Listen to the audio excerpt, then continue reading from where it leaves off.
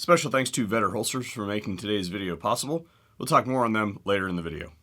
You read the title, you know what's going on. This is my EDC Mastery Guide for Men. And the reason it's for men is because I am a man and I have no experience carrying as a woman. The gross anatomy between men and women are roughly equivalent, and there's some small anatomical differences that don't really have that much bearing on carrying a gun every day.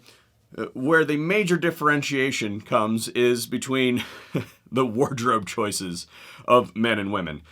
Generally speaking, when I leave the house, I'm wearing some persuasion of shirt and some persuasion of pant, and if I'm not wearing those two things, then I'm probably going to jail. Women, by contrast, have a wide variety of choices to work with, and some of those are going to give them a lot of options, as well as some of them can complicate the situation. We're just going to distill this down to basics here, because women do have the choice of wearing pants, but they also have rompers and leggings and dresses and etc, etc, etc, and I have no experience wearing those type of clothing, but I'll make you a deal. If you guys get this video to 50,000 likes, then we'll do an experiment. So to give you an idea of where I come from to be able to speak on this topic, particularly for anybody who has wandered onto this video that isn't familiar with the channel, I've been working in the gun industry for about 10 plus years at this point, and before I was even an adult, or I would say even before I was a teenager, I was carrying handguns around the farm for general work purposes, but my experience with everyday carry, as in carrying a firearm concealed in public for personal protection, started the day after my 21st birthday when I got my concealed carry permit. It is still required in the state of Ohio, as of the making of today's video, to have a concealed carry permit to carry a concealed weapon in the state of Ohio. But we do have a constitutional carry bill that has made its way to the governor's desk, and if our feckless governor could summon the courage to walk over to his wife's purse and extract his testicles from her handbag, to summon up the manhood to sign that bill, maybe we'll have constitutional carry here soon in the state of Ohio. I really don't like Mike DeWine. I would like to see him primaried and never hold office in this state ever again for any purpose, not even school board. Bad, Kurt. Bad. Heel. The philosophy of positioning. Women, speaking to you, and I'm going to be conservative here, 75% of the men that you pass on the street check you out from behind. The only reason that a man that finds you moderately attractive doesn't check you out from behind is if he is with his female companion and doesn't want to get caught taking a look. We are programmed to right here, and programmed men, you can try to deny it. Search your feelings, you know it to be true. Guys, I know that just got us all in a whole bunch of trouble, particularly me that just said that shit on the internet, and you're all mashing your phone being like, you idiot, moron, turncoat, traitor. It could destroy us.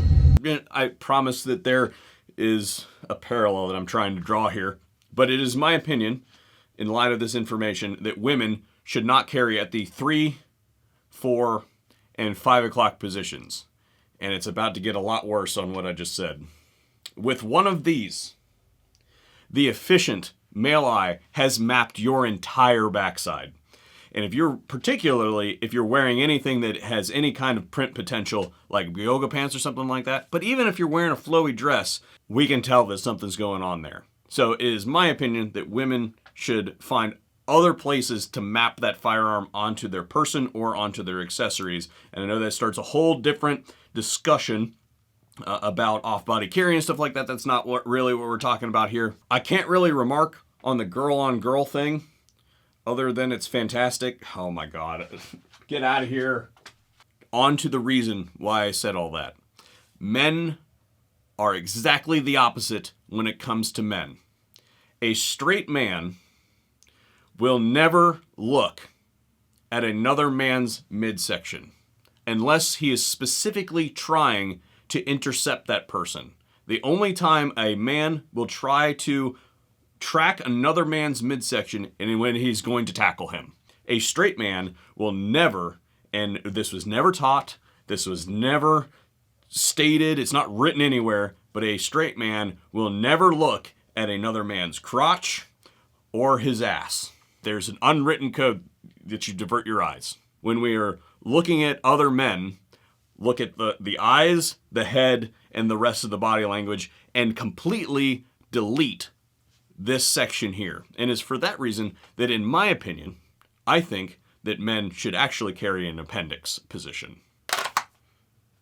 And now that we've covered all that, let's move on to the equipment. First, we're going to start with holsters, and then we're going to go to belts, and then general dress to kind of wrap it all up. This is a device that protects the firearm from you and the environment. So, when it comes to holsters, if it's a nylon holster, it's an absolute no. Throw that shit away. Don't ever use it again. If it is a soft leather holster, no for the exact same reasons. Throw it away. If it is a hybrid holster, then that gets a maybe from me, because there's some really good hybrid holsters out there. And particularly for people that may have skin conditions that would make it unlikely for them to carry on a regular basis, a hybrid holster can be great because it is a little bit less chafy. If it is a hard leather holster, they're a yes with a provision, and that is that they will expire eventually. If you carry around a hard leather holster every day against your body and you're sweating on it and all that sort of stuff, eventually it will break down. The Kydex holster. And the Kydex holster does all of the things that the leather holster does, only that this will shatter before it deforms. There's been a lot of creative things that have been done with the Kydex holster throughout the last decade or so that makes it a superior choice in my opinion. Now today we're going to be actually focusing on this particular holster, and this is one that I've only had for a little bit of time. This was sent to me by Vetter Holsters, and I basically just am trying it out to see how it does in relative comparison to stuff that I normally use, and this would be a really good opportunity to explore this holster with you guys and show you what they did right and what they did wrong. The first thing that you look at when you look at a Kydex holster like this, the first thing that draws your attention is the attachment method there on the front, and that's important. So this one is what I would call a wide clip on the front. There's wide clips and narrow clips. The trade-offs between the two are just that, they're trade-offs. A narrow clip is going to allow the holster to cant and move around a little bit against your body, and a wide clip is going to fix it more. The trade-off there being mobility versus absolute control when it's pinned against your body by your belt and things like that. Now, in addition to that, what Vetter has done on this one that I find actually very well done is that this has a cantable adjustment. This is a metal clip, which also comes with its own set of trade-offs. A metal clip is going to shred up your belt a little bit faster, but it's also going to not likely snap on you. So there is that to contend with. The second most prolific feature of this whole carry system is this strut right here. It is my opinion that the tensioning strut is the most important innovation that has occurred in holster technology in the last decade. When you put a firearm into this holster, even if you have washboard abs, which I do not, that holster is going to want to cant forward away from the body. It's just a natural way that the holster wants to hang because of the weight distribution. That tensioning strut sits between this tension clip that has a hold of your belt, and your body. And the purpose of that is to literally take this holster and grind it into your guts. That's particularly important if you're a fat guy like me, because that holster even more wants to poke out like this, and that causes the firearm to print.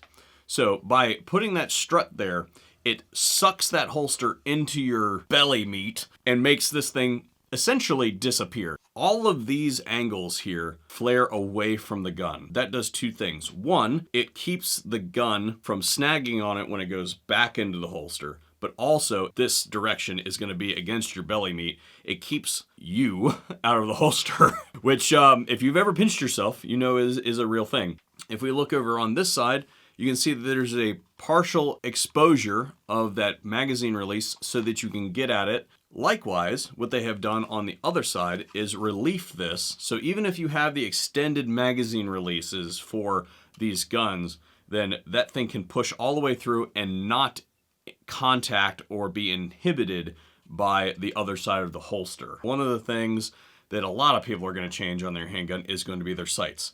Vetter has given us a very high, wide notch here. Even if it's a suppressor height sight or something like that, this long channel here is probably going to accommodate it. And then lockup. Now what causes that is that there is a tensioning screw located right here that it doubles as the strut screw. And When this gun goes into the holster, it locks on the trigger guard.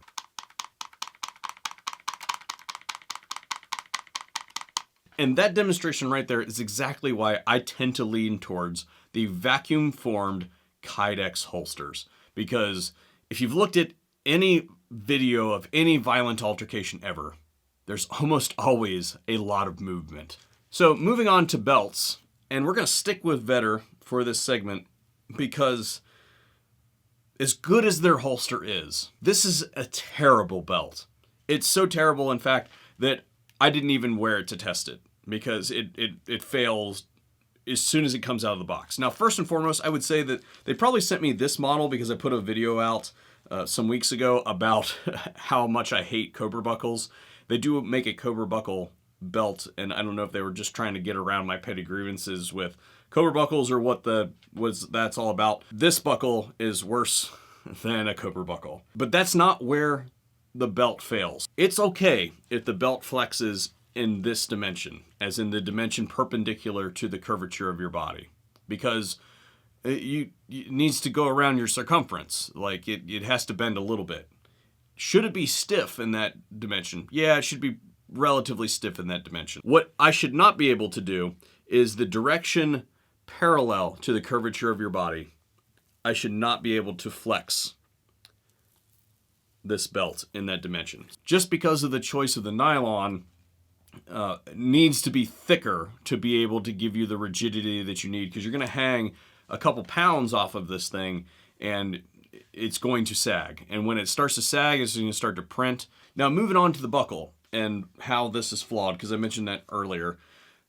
This is basically a pull through. You take the nylon, you put it in there, and then you double it back over, and it comes to meet the Velcro there, and that's what closes it. And you can see right there the problem. No matter what size you are, even if this belt perfectly fits you, there's going to be some kind of big loop here at the front. And what that's going to do is create a bulge in the front of your pants. Some of us need help with a bulge in the front of our pants to supplement what we got going on, but this is not in the right place. This is a dead giveaway that someone is carrying a firearm when they've got a belt that juts out from their person. Leather belts are okay, provided that they're properly manufactured.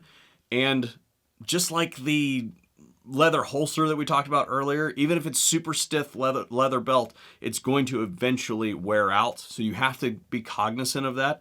And when you're purchasing a belt, I have a very quick test for you. Take your hand, open it like this, place it on the band of the belt, straighten it out. You can see that the thumb runs right along it, right like that. Take your other hand, close it right around, right at the tip of your thumb, and then do this. If you can flex that belt, do not buy it. It's not a good belt. This one's by SOE. You can see that thing doesn't want to move at all. And if I really, really go for it, then I can get it to flex, but it takes a lot of effort. Now, the drawback to doing a belt this way, even though this is a fantastic belt, is that there's a lot of bulk. This is what I would classify as a binary belt. We have a full video out on this product, I believe. This one is from Core Essentials, and basically the idea is you wear an inner belt that goes through all your belt loops, and then you have all your stuff attached to the rigid outer belt that then goes over top of it, connects up, and all that jazz. Same problem here as with the SOE that we just looked at, bulk. This is a belt that is in my continuous carry rotation. I have several of these. This is a Core Essentials track line, and it is a pleather nylon resin fill belt. So if we perform that same test that we talked about earlier, and no, it's not happening. It's not doing anything. So in closing, let's talk about clothing and how it kind of sets you up for either success or failure. So right now it's 15 degrees outside in the state of Ohio, which means that I can basically carry any gun that I want. We call this long slide season. You take your 17L, you put it in your holster, you put your hoodie over top of it, and it just disappears. Well, it's not like that all year round. And generally speaking, the clothing that I gravitate to is going to be a more dressy shirt, possibly flannel, but it can also be a solid colored dress shirt of some kind. And the reason why is because the majority of the shirts that I own, t-shirt wise, is going to be something like this. And that nothing screams that dude's a gun guy than having something like this written across the front of your front. So in my opinion, that's a tactical error. And almost all of my t-shirts look that way. So when I shop for shirts, generally speaking, I shop on the cheap, and those shirts are the mass-produced kind of like regular flannels or button-down shirts are really easy to manufacture for companies, so they tend to be cheaper. So I buy them in bulk. I basically walk into whatever department store and buy every print that they got, and then my wardrobe is updated.